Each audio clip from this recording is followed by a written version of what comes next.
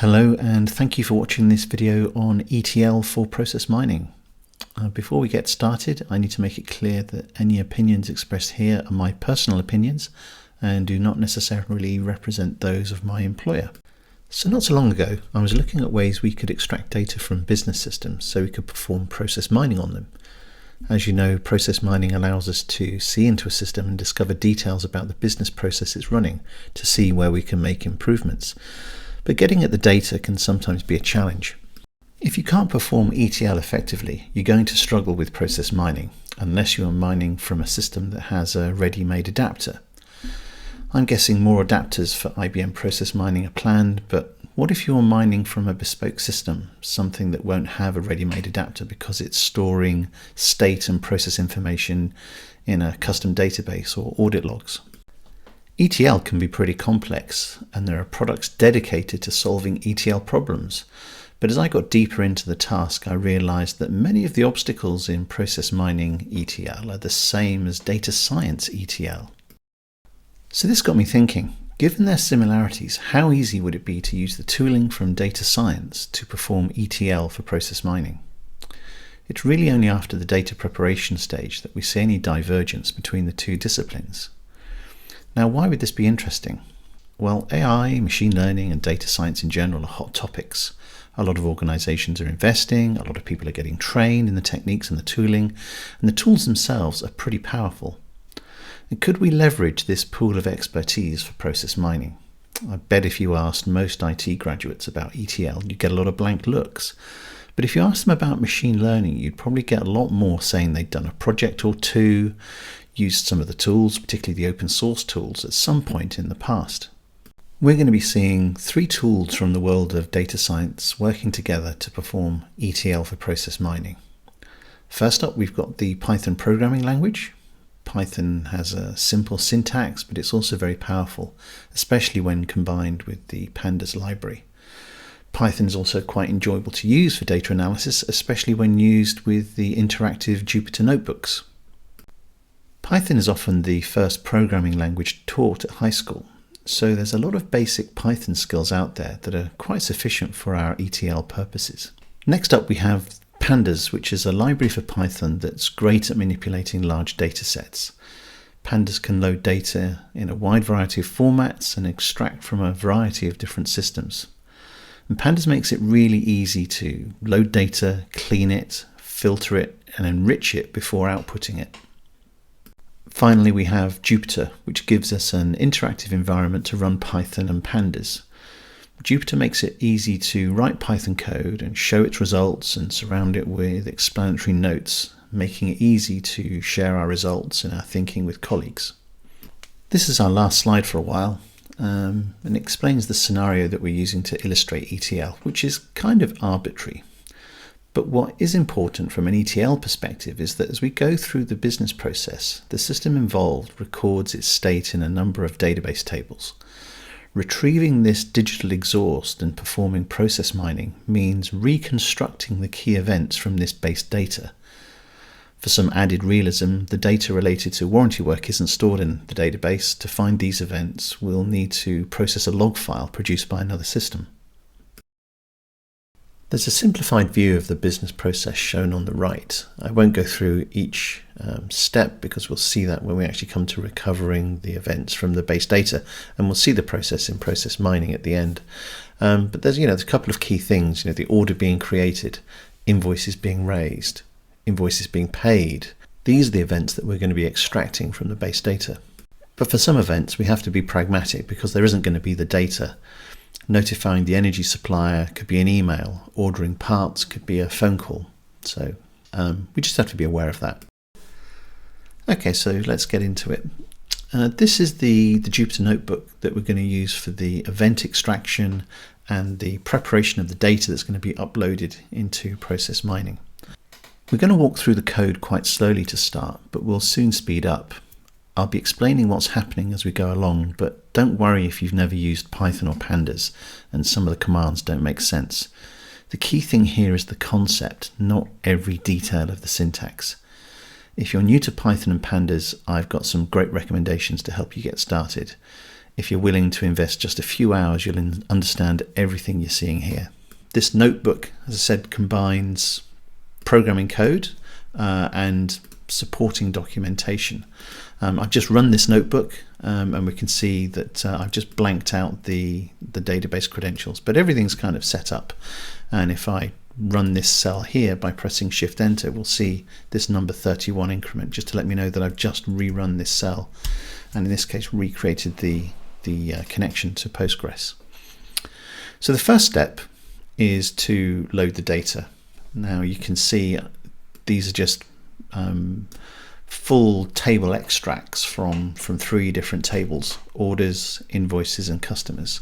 So I create the SQL command, and then I use pandas, this is short for pandas, to read an SQL query. I pass it in that string, and then I pass in the database connection, and pandas will do everything else.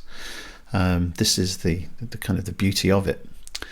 So we load orders, invoices, and customers, and this head command just gives us a preview of what's actually loaded.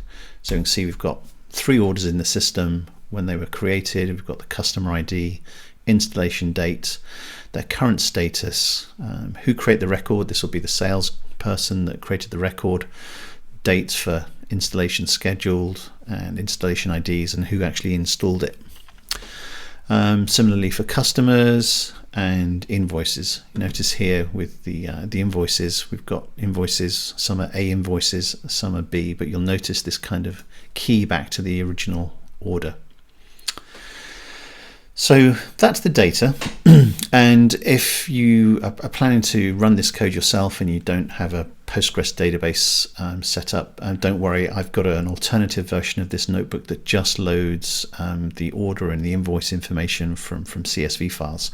Because it's pandas that's loading it, it works exactly the same way. So as soon as pandas has got the data, whether it came from SQL or a CSV file, it works the same. So there's an alternative notebook that has that version of the code. But as we scroll down, we get to the kind of the start of it really, which is the event retrieval. And I've added some more comments in here because this is the first cell that's doing some meaningful work, just to explain what is going on. And it's kind of like a template for all the other extracts that are going to follow. So there's quite a lot of comments on this, but there's only a few lines of code. So first off, I like to create this variable called activity that represents, the activity that we're going to see in process mining. And here it's order created. So I'm trying to find evidence of an order created event. I'm going to create an empty list to store any events I find. And here we've got a for loop. This is the highlighted text here is all part of the same for loop. But basically what I'm doing is I'm iterating over all of the orders. And for every row in the orders data frame, which is what we see here, there's only 3 of them, I get this row of information. So I get an order ID, a created date, a customer ID. So you can see in order to retrieve this first event, when the order is created, I'm extracting a subset of data out of that order row. I'm interested in the created date, the created by to find the user, and also the order ID. So just to repeat, timestamp comes from created date, user comes from created by.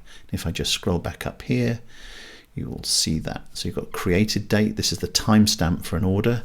Obviously the order ID is going to be the process ID, and who created the order, Dave, Jim, or Fred. So now we've got that information for each order, and now create an event. An event is just like a Python dictionary. It's like a JSON structure, but you can see it contains placeholder text for order ID, timestamp, activity, and user, and then adds in the variables that we've extracted here. Then add this order, or rather this event, into the list, and then finally I'll use pandas to convert that list of dictionaries into a data frame, and that's what you see here. So if I were to run this code again, let's just add cell here, and let's actually have a look at the event.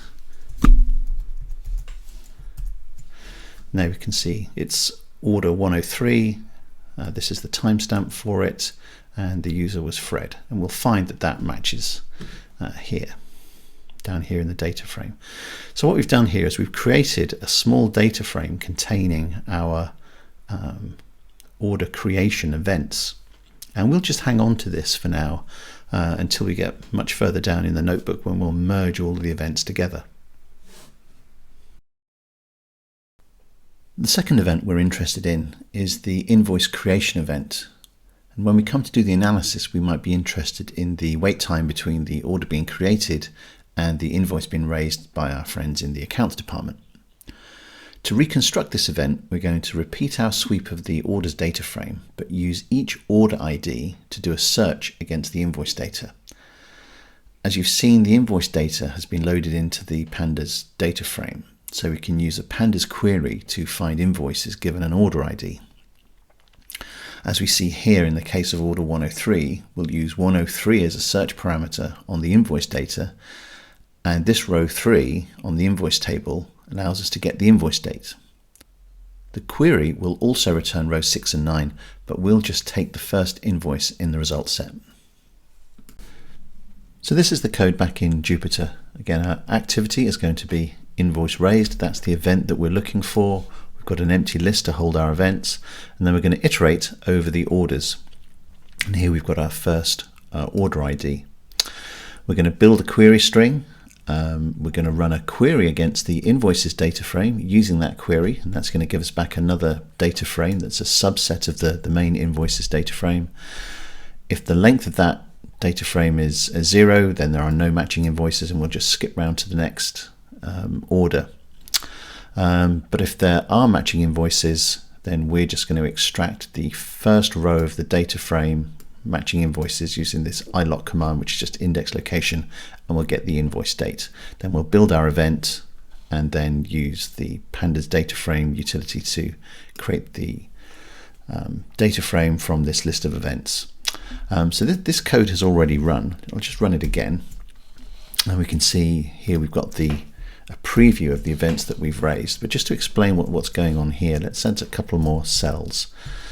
First off, let's have a look at the query string. So query string, if I just press tab, Jupyter will complete the rest of that. And shift enter, we can see this was the query string from the last run through this loop. You can see how this was used here, and this was run against the invoices table to find invoices where the order ID was 103. And what we got back was this matching invoices variable. So if we have a look at matching invoices,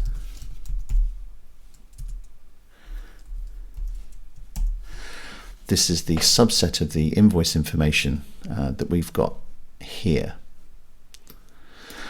Then we're going to use this iloc notation just to get the first row from matching invoices, and then get the invoice date from that row. So this line here gets the timestamp here, and then similarly with the user. And because it's in a data frame, we've got other functionality that's available to us. So if I was to look at matching invoices, let's see if we can do a sum of the amount column.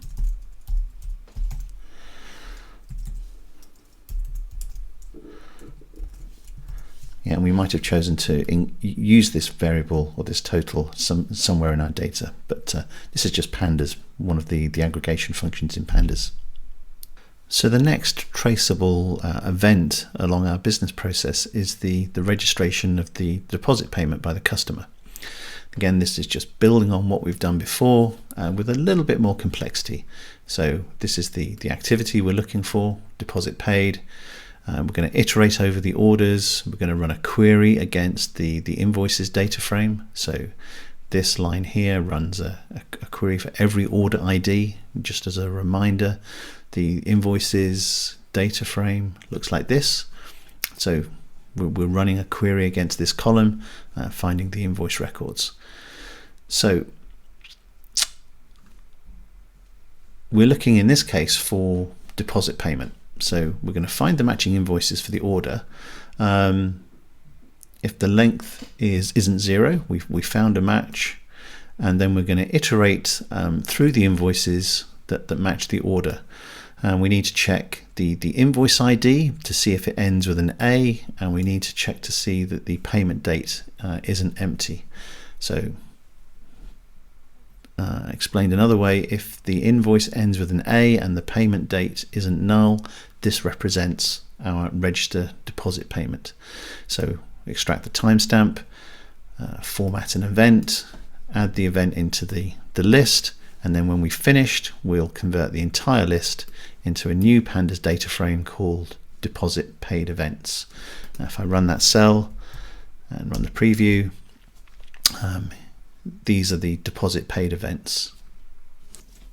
You might have noticed that the user involved here is hard-coded to be robot. I'm just using this to indicate that this was an automated activity. This might be useful when we come to do our analysis in process mining.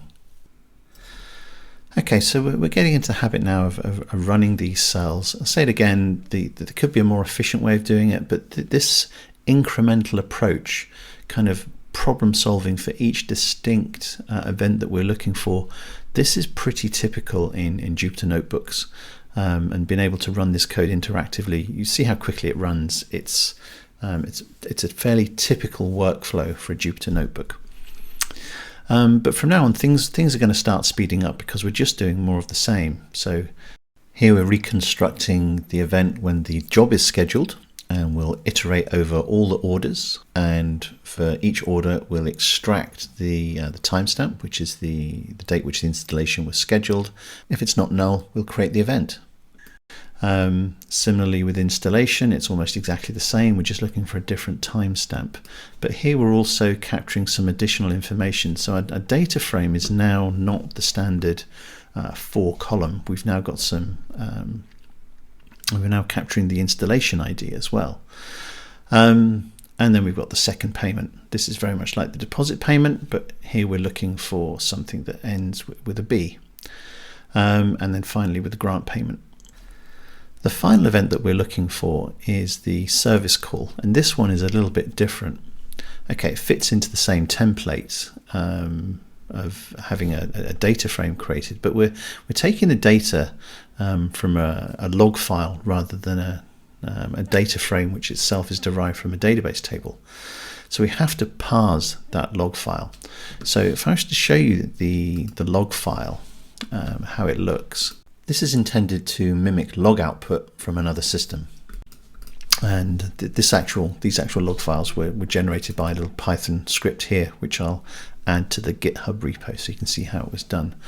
But we need to parse these log files and extract out of them the relevant information for our events.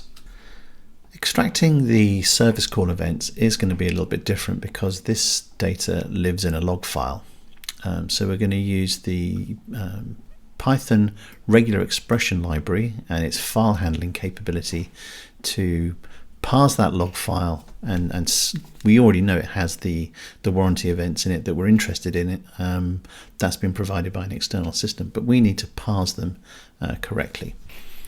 So the key thing here is that we're going to open the file for reading, and then we're going to process each line in that file one after the other.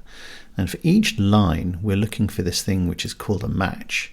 And this is a regular expression search using this pattern here, which I'm going to try and explain in a moment, against each individual log entry. So that search will be run. And then from that search, we'll be able to extract the key pieces of data that we need to build an event, to add that event to a list, and then close the file and then create a data frame. But I guess it comes back to this regular expression. So perhaps the best way to explain that is in the regular expression tool that I use. So where it says test string, I just copied in one of our example log entries, and what we need to do is work out how we're going to find this information. What rules can we use? And in this case, we'll try and extract the order number. This tool, which is regex 101, I've told it that I'm using Python, so this is just formatted some of the notation ready for Python. But if I started to write a regular expression, and I know I'm trying to get the order number out, if I just type the word order, you can see that it's highlighting order as the match. Now that's not what we want, but we're getting there. Now what I'm going to do is, because I'm extracting many different things from this log file, I'm going to create this in a group. So we'll have order as a group. So it's actually order with a colon that we're looking for. So I'll add that to the regular expression. And we also want to capture any white space that follows the colon before the actual start of the number. So you can see now it's now highlighting order, colon, and any white space characters. And just for flexibility, I'm just going to add a little plus there. We'll say this could be 1 white space or 10 white spaces. It won't matter. So we've kind of identified this piece of text here now that runs right up to the place where we expect the order number to be. So I'm going to create another group here. And I'm going to say that this is going to be any non-white space character. So intuitively, this is a capital S rather than a small s. Tools like this will help you get by with it and give you the rules, and there are some sort of quick references here. So you can see \s is any white space character, and \big S is any non-white space character. So what we've got here then is we're finding order plus any white space that's after it, and then we're capturing the first non-white space character here. And that's not quite what I want. I want any number of non-white space characters here. That will represent the order number. So here we've found the target text.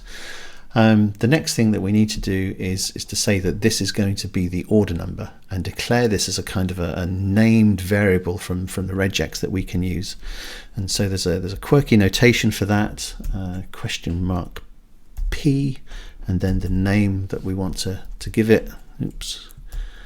In angle brackets, and we'll call this order num, just for clarity. So you can see it's still catching the order number, but it's now in this, in fact we can see it here, it's actually in this group called order number. So the full regular expression is just an extension of this. It's no more complex than this, it's just more of it. And if I kind of bring it over here and you can see it, this is the full regular expression. We've got more named groups here. So here we have tickets. We're checking to see that this is tickets. We're getting the order number out. We're getting the reported date. We're scanning for dates. So here you've got a rule that says, 4 digits, then a dash, then 2 digits, then a dash, and then 2 more digits. That's our reported date. And there's obviously the hours and the minutes and the seconds as well. But it's just building upon that. So if we go back into Jupyter, we can see this is the full regular expression here, as we've just seen. And now hopefully you can see how having these named groups allows us to pull out these variables, because when Python runs the match, you could actually able to pull out a dictionary containing all the matches, and the key to the dictionary is the group name, and then the value is the corresponding value. So it's a very neat way of parsing a log file quite precisely, but also quite flexibly. And here you have the final service events output from the system.